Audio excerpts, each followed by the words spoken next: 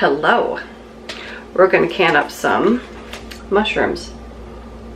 They're 84 cents. Walmart right now, I don't know if they're going to go cheaper. It'd be nice if they go cheaper, but I don't know. So we're figured just better get them now. So we have some white mushrooms. They're just, these were the 84-cent ones. And we have some creminis. Figure with some of the savings, I'd get these ones. So we're going to wash these. These ones we're just going to wash and can them. These ones we got to wash and chop. So I'll be right back cleaning these ones. Okay.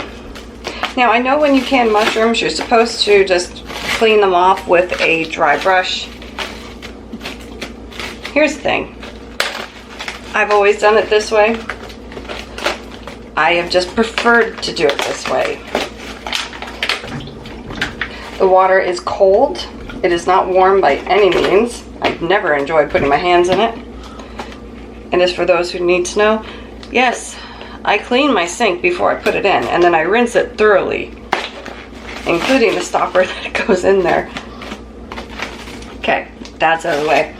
I just prefer to give them a good bath, get them all nice and clean, and then I chop them. It's just how I've always done it. It's just how I've always preferred it. So just remember, if you don't like to do it this way, do it how you like to. Okay? I'll be right back when we're chopping.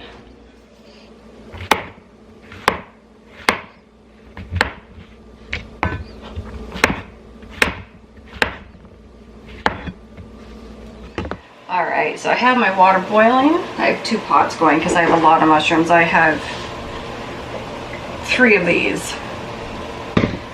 We're going to blanch these, and then we're going to get them canned up. But you want to blanch them for at least 5 minutes just to try and get a lot of the air out of them. So we're back. Okay, so they are done blanching. I don't drain the water. I save the water and I can the mushrooms in that water. So with a slotted spoon, I just dig them out. You want to give them 1-inch headspace.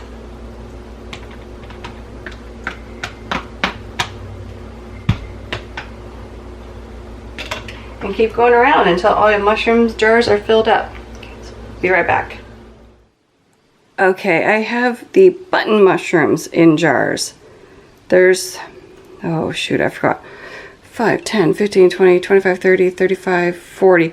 I have 40 jars here. And I still have the cremini mushrooms, which I'm just blanching now. All right, let's fill these jars. Okay, now I'm hoping you guys, maybe I need to turn that light off. Does that make it a little better? A little bit, okay. Now we have the jars, they've been sitting for a little bit because I've been, well, it takes a bit to can this many, put this many in jars. But you want to make sure you give them 1-inch headspace. I personally do, that was way too much. I personally don't add salt, so I do not know how much salt that you add. It's in the book, which I highly recommend everybody have. Okay, be right back. All right, now we're gonna go around and debubble all these jars. Thankfully that part won't take forever. Okay, everybody is filled. Headspace is a little bit off on some of them, but it's not so off that I'm overly concerned. So what we're going to do is wipe all the rims. I'm only going to do a handful of them with you guys. We're going to put a lid on it.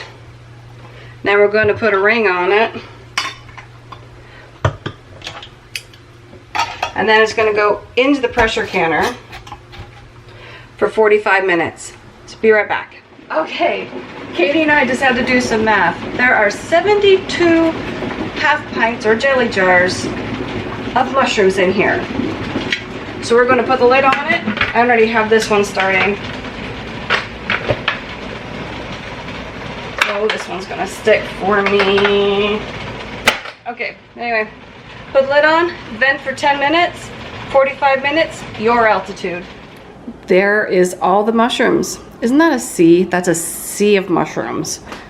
And then, oh, it's clear too. But do you see the mushroom? I don't know if you can see that, sorry. Hang on. You got steamed, but there's a chunk of mushroom in there. Anyway. Whoop. Okay, now I have the mushrooms canned. You know what that means, right? If you're a subscriber of mine, you know about this, and if you've been around for a bit, it's going to back up a little bit.